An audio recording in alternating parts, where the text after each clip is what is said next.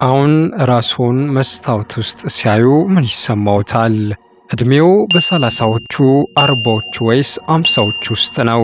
እንግዲያውስ ዛሬ ማንም ሰው ሊነግሮት የማይፈልገውን አንድ እጅግ አስፈሪ ሳይንሳዊ እውነታ ልንገሮት። ከ30 ዓመት ዕድሜ በኋላ ሰውነቶ በየቀኑ በድብቅ ራሱን የመብላትና የመዝጋት የባዮሎጂ ጦርነት ውስጥ ይገባል። ብዙዎቻችን እኔ እኮ ጤናማ ነኝ፣ ምንም ህመም የለብኝም፣ ስራዬን በደንብ እሰራለሁ ብለን እናስባለን። ነገር ግን የረጅም ዕድሜ ሳይንስ የሚያሳየው አስደንጋጭ እውነት አለ። ከ30 እስከ 60 ዓመት ባለው ጊዜ ውስጥ የሰውነታችን ሴሎች የመታደስ ፍጥነታቸው በየዓመቱ በከፍተኛ ሁኔታ ቁልቁል ይወርዳል። በዚህ ወሳኝ የህይወት ምዕራፍ ላይ በየቀኑ የምንሰራቸው ጥቃቅን የሚመስሉ ስህተቶች ነገ በ60ና በ70 ዓመታችን የምንከፍላቸው ከባድ የህይወት ዕዳዎች ናቸው። ይህ ቪዲዮ ተራ የጤና ምክር የሚሰጥበት መድረክ አይደለም።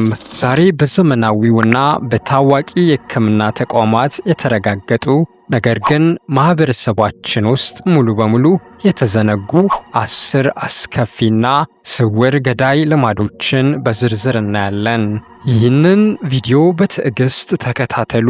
ሰውነትዎን ከእርጅና የመጠበቅና የውስጥ አካላትዎን ዕድሜ የመመለስ ተአምራዊ ቁልፍ ያገኛሉ።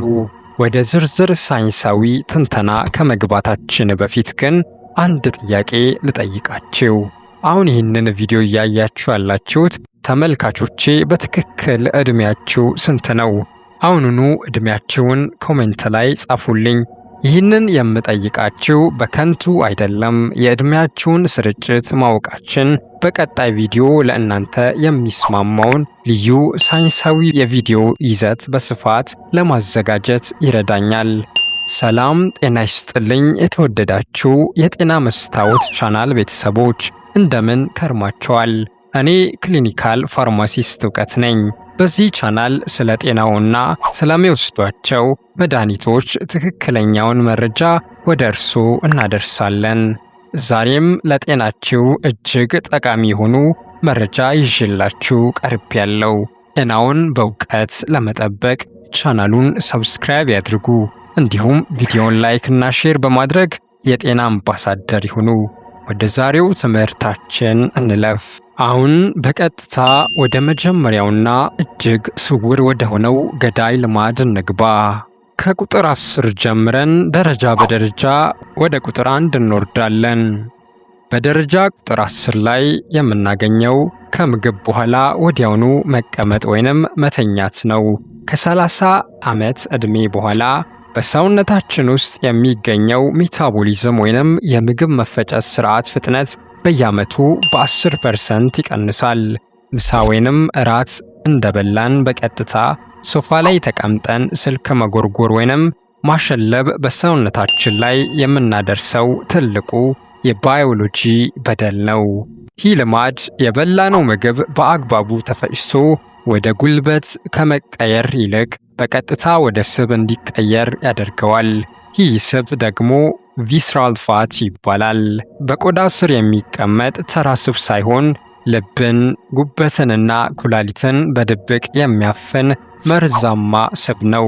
ይህ ስብ የውስጥ አካላቶቻችንን በማፈን ለኢንሱሊን መቋቋም፣ ኢንሱሊን ሬዚስታንስ እና ለአይነት 2 የስኳር በሽታ በሩን ወለል አድርጎ ይከፍታል።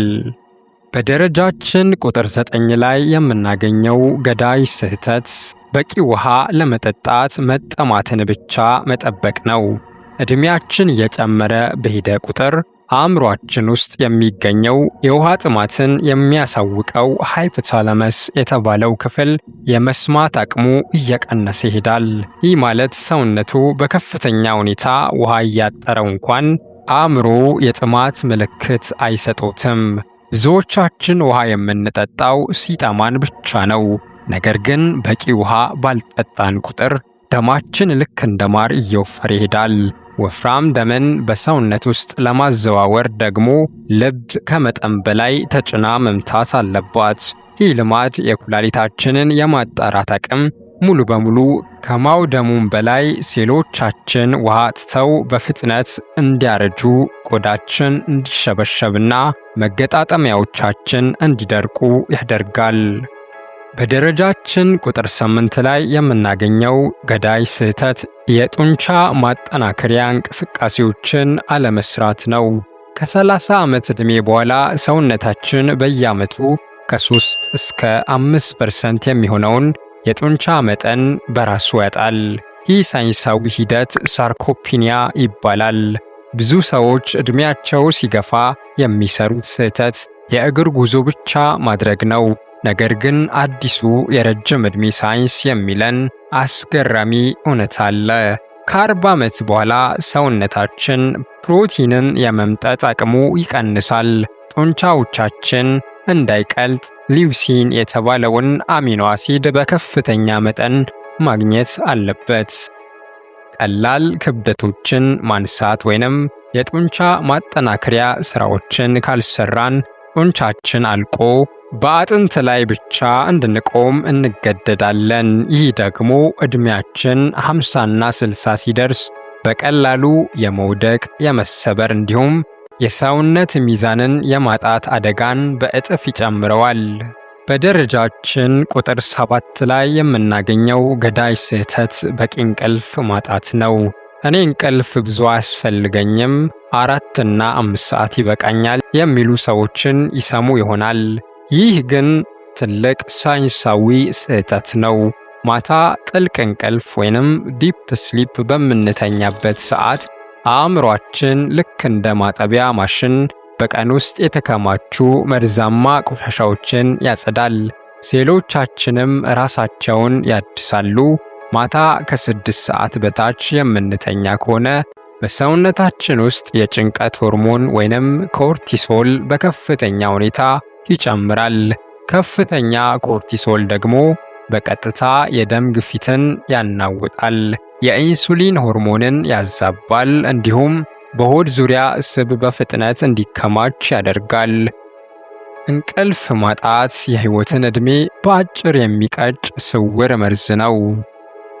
በደረጃችን ቁጥር 6 ላይ የምናገኘው ገዳይ ስህተት በየቀኑ የተቀነባበሩ ምግቦችን፣ ነጭ ስኳርን፣ በከፍተኛ ሙቀት የተጠበሱ ምግቦችን መመገብ ነው።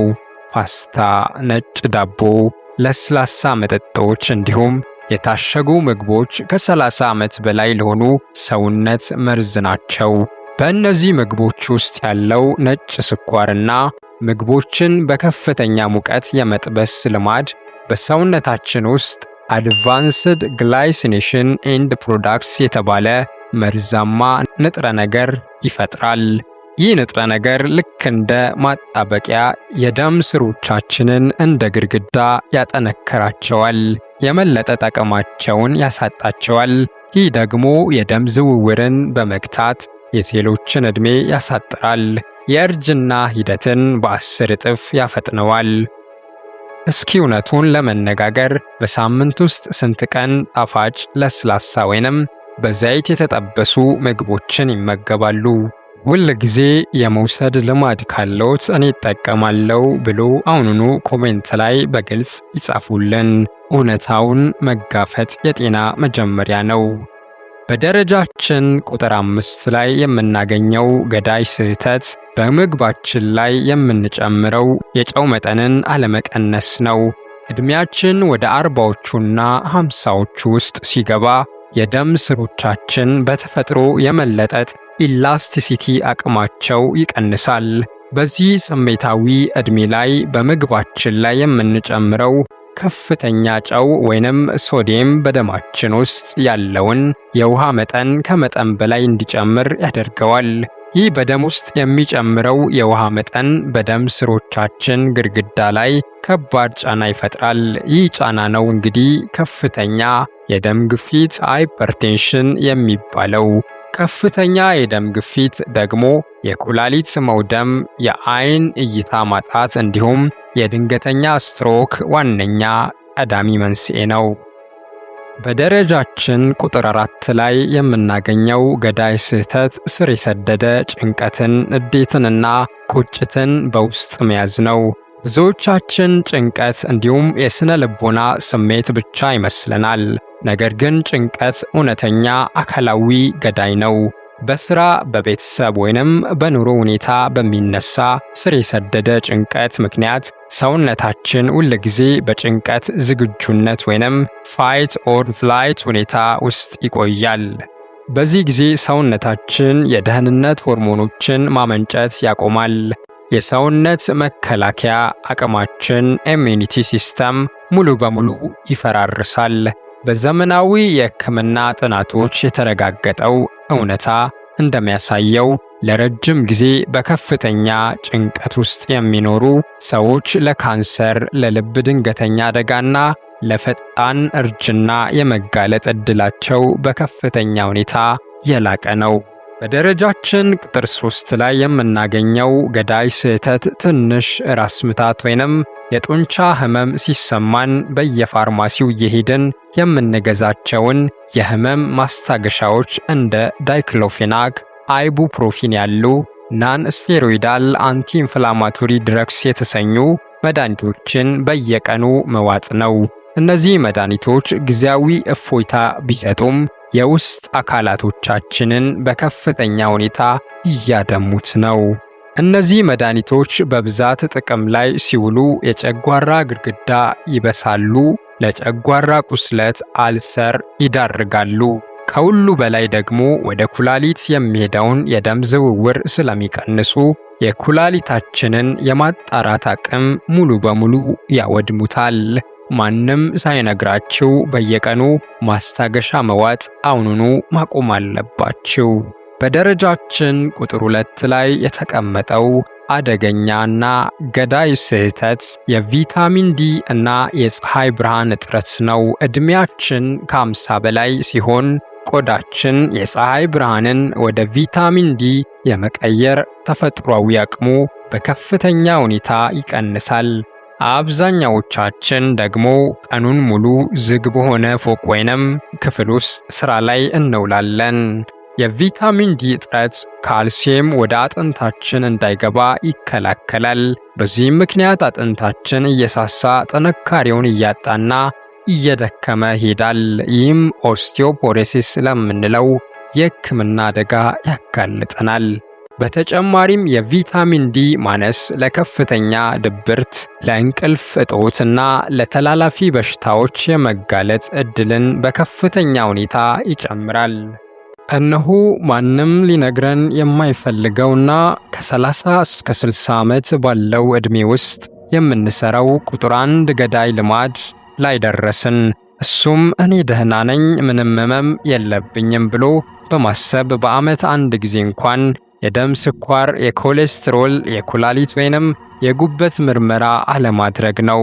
እንደ ስኳርና የደም ግፊት ያሉ በሽታዎች ጸጥተኛ ገዳዮች ይባላሉ። በሰውነታችን ውስጥ ምንም አይነት ምልክት ሳያሳዩ ለ7 እና ለ10 ዓመታት በድብቅ ሊቆዩ ይችላሉ። ምልክት ማሳየት የሚጀምሩት ግን አካላችን ሙሉ በሙሉ ሲደክምና የውስጥ አካላቶቻችን ሲወድሙ ብቻ ነው።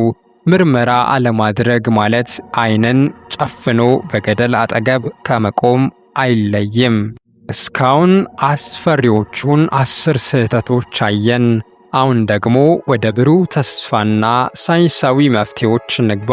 እነዚህን 10 መጥፎ ልማዶች ዛሬውኑ ማቆም ከቻለን በሰውነታችን ላይ የሚመጡ 3 አስደናቂ ሳይንሳዊ ጥቅሞችን እናያለን። የመጀመሪያው አውቶፌጅ፣ የሴሎች ራስን የማጽዳት ተአምር።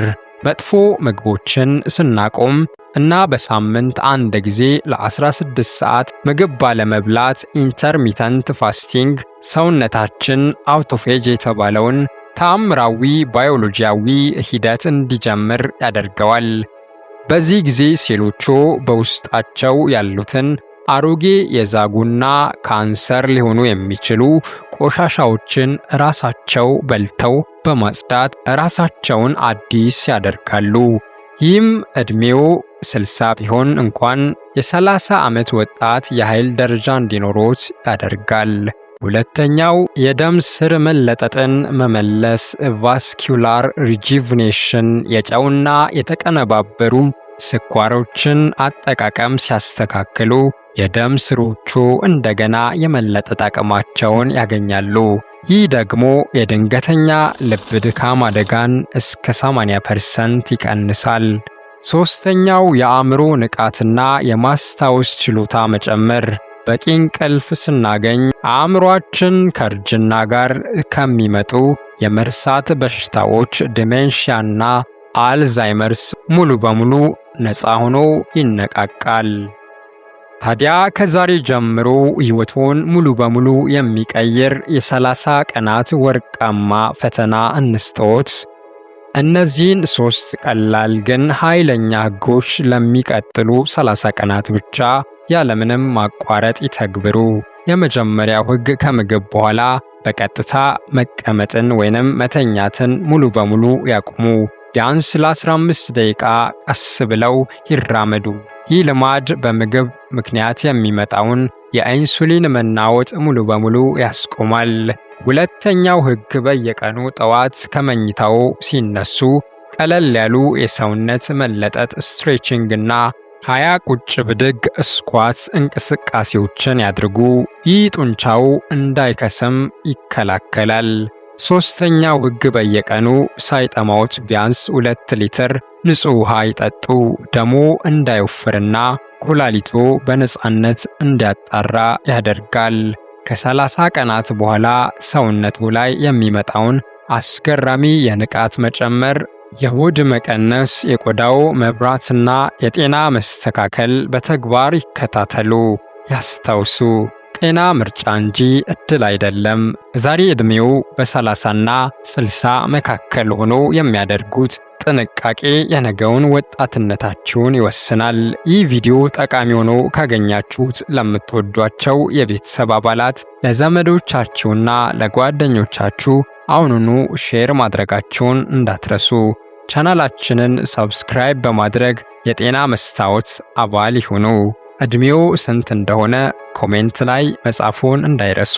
ጤናማ፣ ደስተኛና ረጅም ዕድሜ ለሁላችሁ ይሁን። በሚቀጥለው ድንቅ ቪዲዮ እስከምንገናኝ ቻው።